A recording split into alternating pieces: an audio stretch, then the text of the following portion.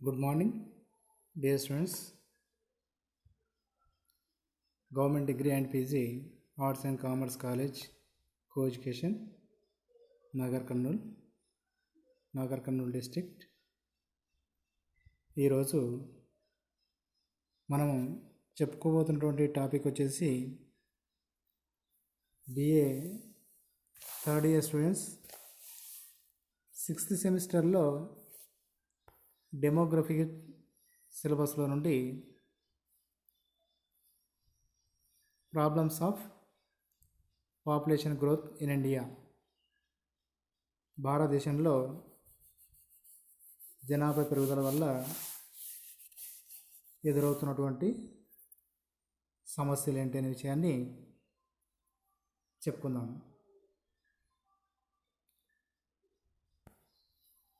Population and it's impact in India. What is population? జనాభా అంటే ఏంటి? A population is all the organisms that both belong to the same group or species and live in the same ecographical area.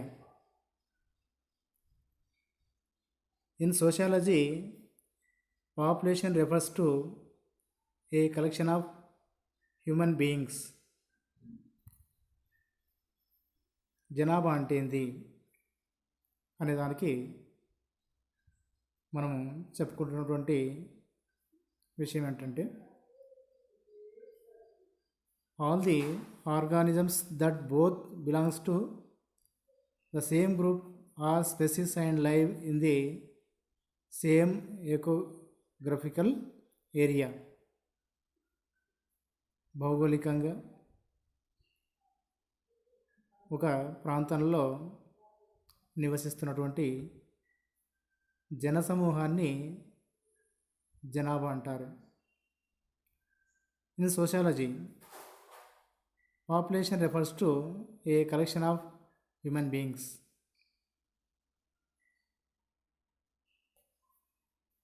Is population expression a boom or a curse? జనాభా పెరుగుదల అనేది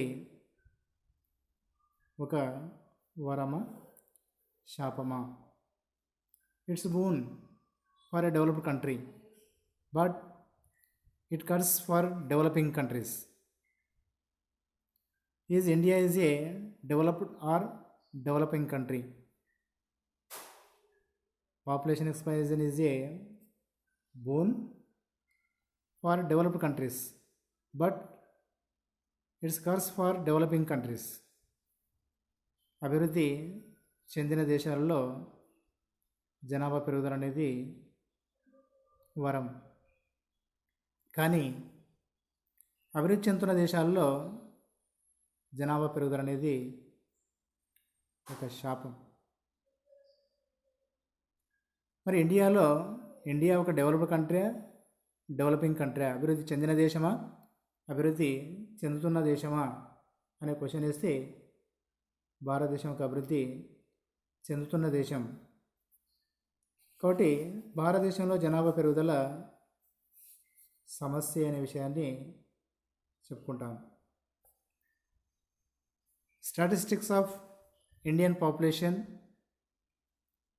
భారతదేశంలో జనాభాకు సంబంధించినటువంటి గణాంక వివరాలని పరిశీలించినట్టయితే 1947లో భారతదేశ జనాభా 350 మిలియన్, అంటే 35 కోట్లు. అది 2001 నాటికి 102 కోట్లు, 2011 నాటికి 121 కోట్లు. చూడండి, India's population in 1947 350 million. In 2001 India's population 1 or 2 millions, 1.02 million. India's population in 2011 121 crores. అంటే 47లో 35 కోట్లు ఉన్న భారతదేశ జనాభా 2011 నాటికి 121 కోట్లకి చేరుకుంది. జనాభా ఎక్కువగా ఉన్నటువంటి దేశాలలో చైనా మొదటి స్థానంలోను, భారతదేశము రెండవ స్థానంలో ఉన్నాం. అంటే ప్రజెంట్గా కొనసాగుతున్నటువంటి పాపులేషన్ గ్రోత్ రేటు అలాగే ఉంటే తొందరలోనే చైనాను ఓవర్టేక్ చేసి మొదటి స్థానానికి చేరుకున్నటువంటి ప్రమాదాలు ఉన్నాయి. Here is we see one diagram on OX axis census years 2000, 2010, 2020, 2030, 2040. On Y axis population. 2030 తర్వాత భారతదేశము చైనాను ఓవర్టేక్ చేసేటువంటి ప్రమాదాలు ఉన్నాయని చెప్పేసి గణాంకవేత్తలు, జనాభా అధ్యయన శాస్త్రవేత్తలు తెలియజేస్తున్నటువంటి వివరాలు ఈ డయాగ్రామ్లో మనం చూడవచ్చు. Next, how does population change occur? జనాభాలో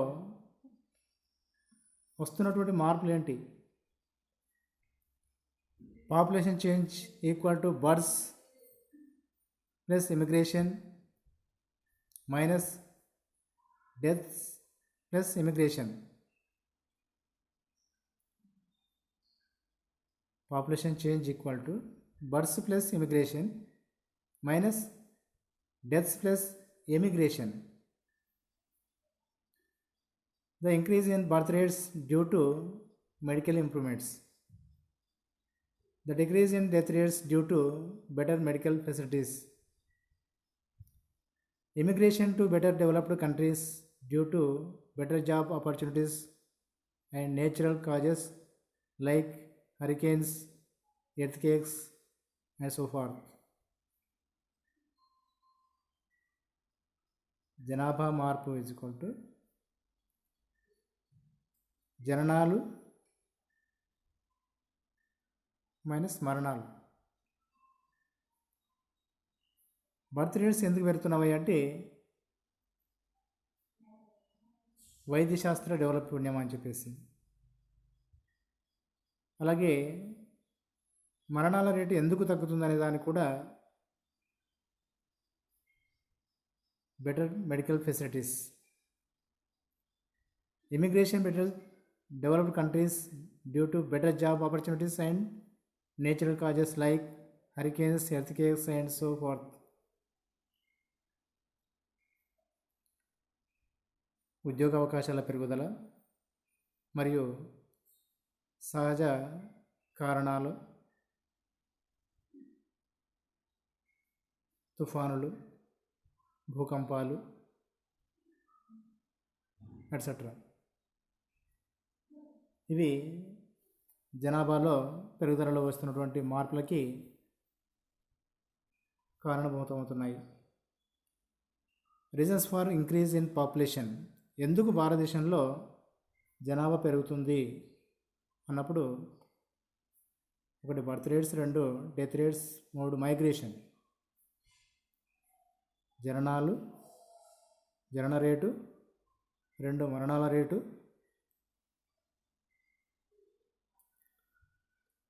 3 మైగ్రేషన్ అంటే వలసలు.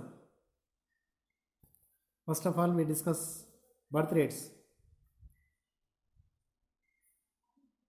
51 births a minute, 3060 an hour. 70,440 a day, which calculates to nearly 26.1 million a year. నిమిషానికి 51 జననాలు,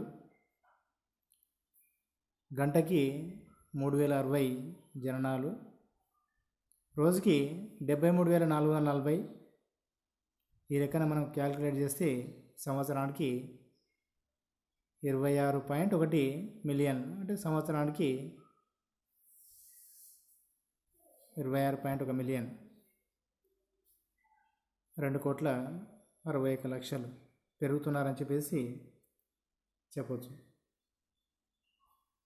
తర్వాత poverty, no foods, no clothes, no jobs. ఆహార పదార్థాలు లేవు, బట్టలు లేవు, ఉద్యోగాలు లేవు. Food, cloth, shelter, these are the 2-3 most important for every person.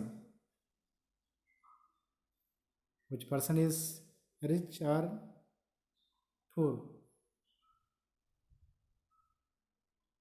కోటీశ్వరుడికైనా భిక్షాధికారికైనా కనీస అవసరాలు కూడు, గూడు, గుడ్డ, ఈ మూడు లేకపోతే వాళ్ళు పేదరికాన్ని అనుభవిస్తున్నట్టుగా చెప్పుకుంటాం.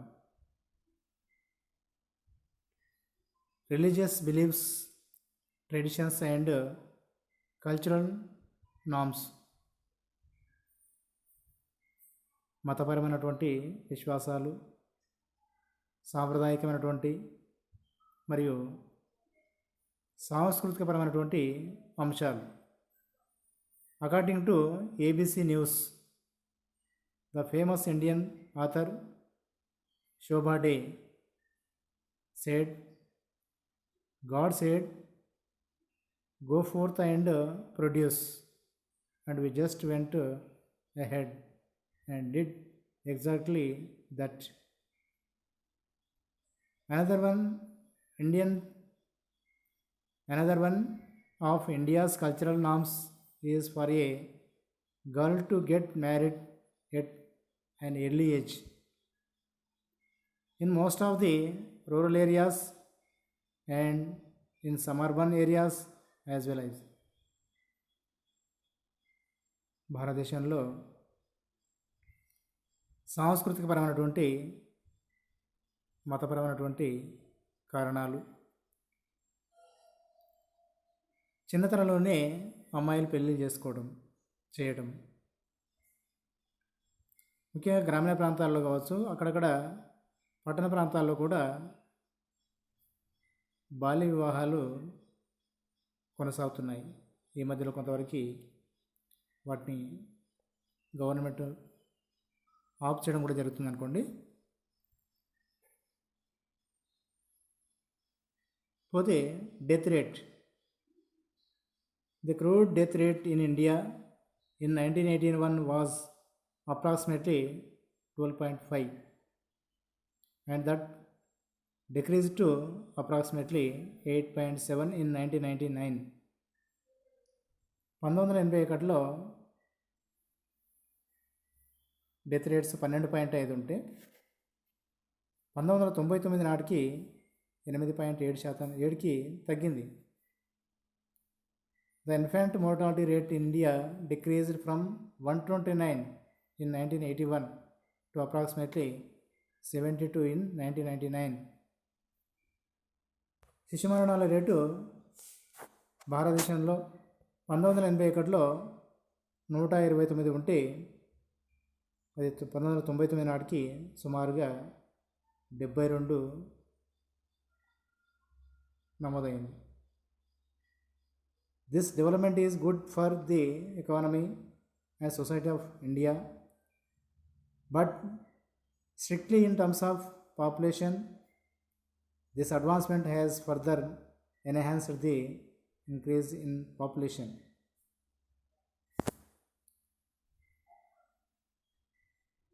Another one reason is migration, better education, job opportunity. Currently, the migration in India is 0.08 migrants per thousand population.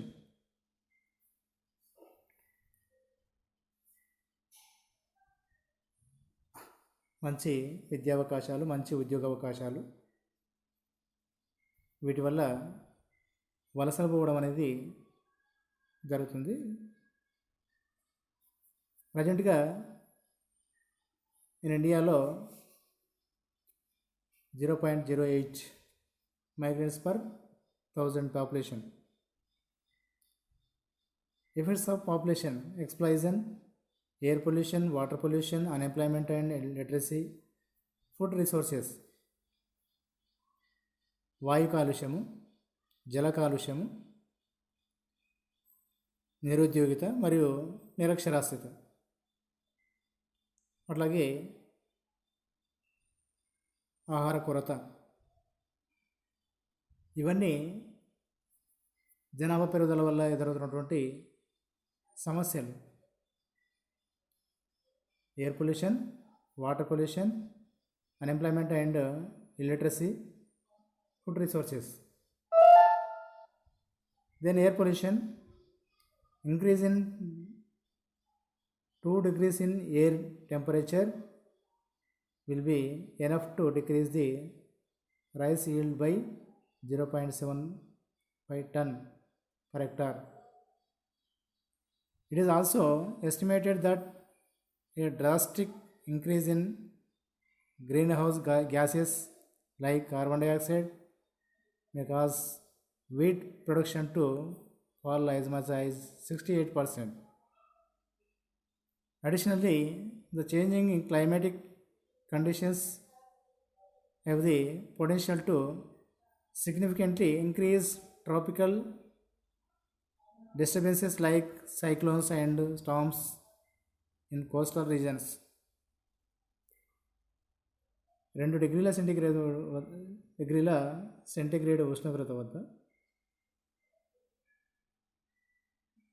వరి ధాన్యం ఉత్పత్తి అనేది 0.75 tons per hectare. It is also estimated that a drastic increase in greenhouses gases, carbon dioxide లాంటి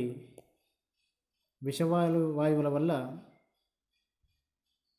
వాయు కాలుష్యం అనేది పెరిగి గోధుమల ఉత్పత్తి అనేది 68% పడిపోయింది.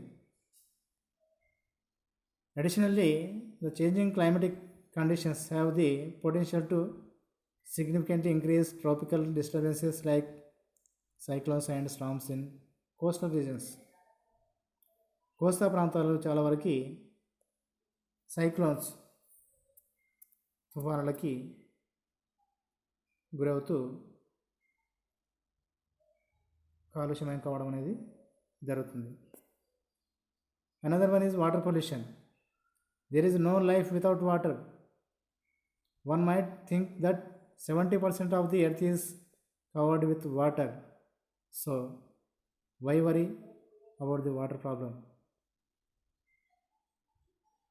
ప్రపంచ భూభాగంలో 70% భూభాగం అంతా కూడా వాటర్తో కూడుకుంది. ఎందుకు మీరు వరి అవుతున్నారు? ఎందుకు మీకు వాటర్ ప్రాబ్లం సమస్య? There is no life without water.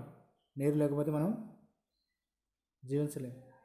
In fact 3 sides of the Indian subcontinent is surrounded by water, and there are several rivers, lakes and other sources of water within the country as well.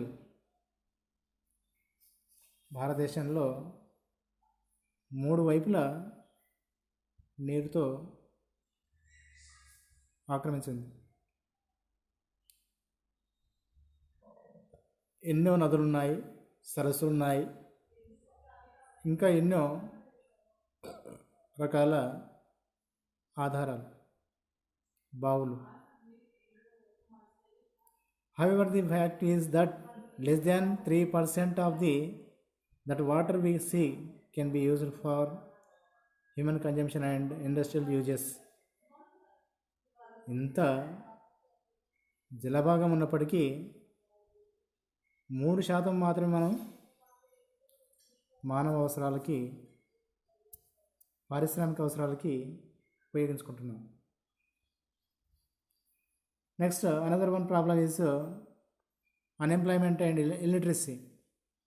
In 1972-73, unemployment rates in rural areas were 1.2 for males and 0.5 for females, and in urban areas it was 4.8 for males and 6.0 for females. 1972-73లో గ్రామీణ ప్రాంతాల్లో పురుషులు 1.2, స్త్రీలు 0.5 నిరుద్యోగులుగా ఉంటే, అది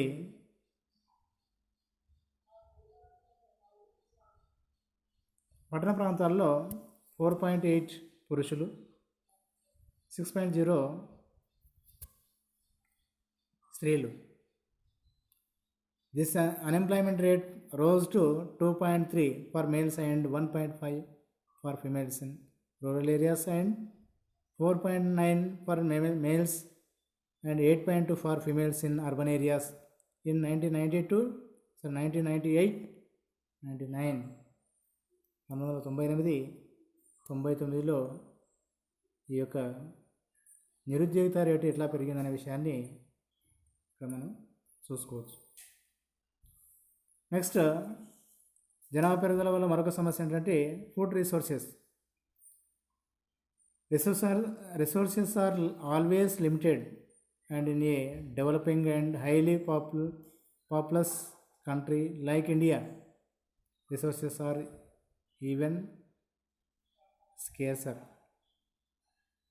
భారతదేశం లాంటి దేశాల్లో వనరులు అనేవి కొరతగా ఉన్నాయి. More than half of all children under the age of 4 are malnourished.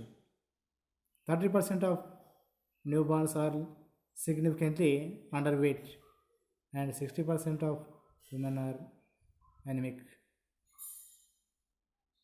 భారతదేశంలో పుడుతున్నటువంటి శిశువుల్లో 4 years బిలో ఉన్నటువంటి పిల్లలంతా కూడా మాల్నారిష్డ్, పోషకాహార లోపంతో ఉన్నారు. 30% న్యూబార్న్, కొత్తగా పుడుతున్నటువంటి పిల్లలు అండర్వేట్తో ఉన్నారు, తక్కువ బరువుతోటి పుడుతున్నారు. ఇకపోతే 60% స్త్రీలు రక్తహీనతతో బాధపడుతున్నారు పోషకాహార లోపం వల్ల. Available measures to control population. The government of India has been organizing several programs for limiting the population increase and has been spending millions of dollars on controlling the birth rate, family planning, two-child family. ఇక కంక్లూజన్కి వచ్చినట్లయితే, this is the right time to plan seriously about these issues. If we fail, even God cannot help. If population increase leads to us back in time to the Stone Age, then what is the advantage of years of technological advancements and our hard work? Can we really enjoy a newborn in our lives when we know that we would not be able to give our child the basic necessities of life? Being a student, is that not our responsibility to wish for the best for our future generations? I want my future generation to live in India and cherish the beauty of the land, its monuments and rich culture that we Indians are so proud of, while living a happy, sustainable life with all the basic amenities readily available without fighting for it or bargaining for it. I want my future generations to have a happy, successful career and life, and at the same time enjoy the beauty of the nature in its fullest. I want my future generations to see and have the world as it was meant to be and not what we have made it into. ఇది ఈ విధంగా భారతదేశంలో అధిక జనాభా వల్ల కలిగి ఉండే సమస్యలు ఏంటనే విషయాన్ని స్థూలంగా మనం చూసినట్టయితే సాధారణంగా తక్కువ జనాభా కంటే ఎక్కువ జనాభాయే ఎక్కువ సమస్యను సృష్టిస్తుందని చెప్పేసి చెప్పాలి. ఆసియా, ఆఫ్రికా, దక్షిణాఫ్రికా, అమెరికా ఖండాలలోని దేశాలు అధిక జనాభా సమస్యతో సతమతమవుతున్నాయి. జననాల రేటు పెరగడం, మరణాల రేటు తగ్గడం సమస్యకి ప్రధాన కారణం. మరి ప్రస్తుతం అధిక జనాభా ప్రపంచ సమస్యగా తయారైంది. రేమాండ్ డ్వెల్ అనే శాస్త్రవేత్త అధిక జనాభా వల్ల కలిగే సమస్యలని 4 రకాలుగా వర్గీకరించాడు. 1, ప్రపంచంలో నివాసయోగ్య స్థలాల కొరత ఏర్పడుతుంది. 2వది, ఆహార కొరత ఏర్పడుతుంది. 3వది, మంచినీరు, ప్రాణవాయువుల కొరత ఏర్పడుతుంది. 4వది, వనరులని త్వరితంగా వాడటం వల్ల వాటి కొరత ఏర్పడుతుంది. మరి జనసాంద్రత అధికం కావడం వల్ల అనేక సాంఘిక, రాజకీయ, ఆర్థికపరమైనటువంటి సమస్యలు ఉత్పన్నమవుతాయని చెప్పేసి రేమాండ్ డ్వెల్ చెప్పారు. ముఖ్యంగా ఈ అధిక జనాభా వల్ల కలిగే సమస్యలని చూసినట్టయితే 1, అందరికీ సరిపడ వనరులు లేకపోవడం. 2, జనాభా వృద్ధితో పాటు భూమి పెరగదు కాబట్టి భూమి కొరత ఏర్పడుతుంది. అందువల్ల భూవసతి కూడా ఏర్పడదు. 3, ఆహార సమస్య ఏర్పడుతుంది కాబట్టి పోషకాహార లోపం ఉంటుంది. అందువల్ల అనారోగ్యం పెరుగుతుంది, మానవ వనరుల సామర్థ్యం దెబ్బతింటుంది. 4, జీవన అవకాశాలు, ఉద్యోగ అవకాశాలు తగినన్ని లేక నిరుద్యోగ సమస్య ఏర్పడుతుంది. అనేక దేశాలు ఈ సమస్యతో సతమతమవుతున్నాయి. 5, జీవన ప్రమాణ స్థాయిలు, ఆయు ప్రమాణాలు తగ్గుతాయి. 6, ఆదాయాలు తగ్గి పొదుపు శక్తి క్షీణించి పెట్టుబడుల కొరత ఏర్పడి పారిశ్రామికీకరణ జరగదు. 7, దేశ రుణభారం పెరుగుతుంది, సంక్షేమ కార్యక్రమాల అమలు కష్టతరమవుతుంది. 8, అందరికీ సరిపోయే విధంగా రవాణా, ప్రచార ప్రసార సాధనాలు ఉండవు, అభివృద్ధి చెందదు. 9, రవాణా సౌకర్యాలు లోపించడం వల్ల వ్యాపార వాణిజ్య రంగాలు అభివృద్ధి చెందలేవు. 10, అధిక జనాభా ఉండడం వల్ల కుటుంబము, వివాహము మొదలైన వ్యవస్థల ప్రభావం సన్నగిలుతుంది. 11, సమాజం వెనుకబడి ఉండడం వల్ల బాల నేరస్తుల సమస్య తలెత్తుతుంది. బాలురు సమాజ వ్యతిరేక శక్తులుగా తయారవుతారు. 12, అధిక జనాభాకి వ్యవసాయ రంగం తగినన్ని ఆధారాలు కల్పించలేకపోవడం వల్ల గ్రామీణ ప్రజలు పట్టణ ప్రాంతాలకి వలసపోవడం జరుగుతుంది. 13, పట్టణాల జనాభా పెరగడం వల్ల మురికివాడలు, కాలుష్యం పెరుగుతాయి. 14, అధిక జనాభా వల్ల పేదరికం, బాల కార్మికులు, నేరాలు, భిక్షాటనం, వ్యభిచారం మొదలైనటువంటి సాంఘిక సమస్యలు ఉత్పన్నమవుతాయి. 15, మన దేశంలో కుల మతాల ప్రభావం ఎక్కువ ఉండడం వల్ల అధిక జనాభా దానికి తోడై ఈ సమస్యని మరింతగా జటిలపరుస్తుంది. కులమత సంఘర్షణలు పెరుగుతాయి. 16, పరిసరాల కాలుష్యం పెరిగి పర్యావరణ సమస్యలు ఏర్పడుతున్నాయి. అనారోగ్యము, అంటువ్యాధులు ప్రబలుతాయి. 17, అధిక జనాభా వల్ల అందరికీ విద్యా వినోద సదుపాయాలు కల్పించలేకపోతారు. చివరగా 18, వస్తు సేవల కొరత వల్ల ద్రవ్యోల్బణం ఏర్పడుతుంది. మరి చివరిగా ముగింపుగా తీసుకున్నట్టయితే అధిక జనాభా వల్ల ఏర్పడే సమస్యలని పరిష్కారము జనాభా నియంత్రణ, అందుకే కుటుంబ నియంత్రణ, కుటుంబ సంక్షేమం వంటి కార్యక్రమాలు అత్యంత ఆవశ్యకమైన విషయాన్ని మనమంతా కూడా గమనించాలి. ఇది ఈరోజు BA 6th సెమిస్టర్ డెమోగ్రఫీలో చెప్పుకున్నటువంటి అధిక జనాభా వల్ల ఏర్పడినటువంటి సమస్యల గురించి చెప్పుకున్నాం. Thank you.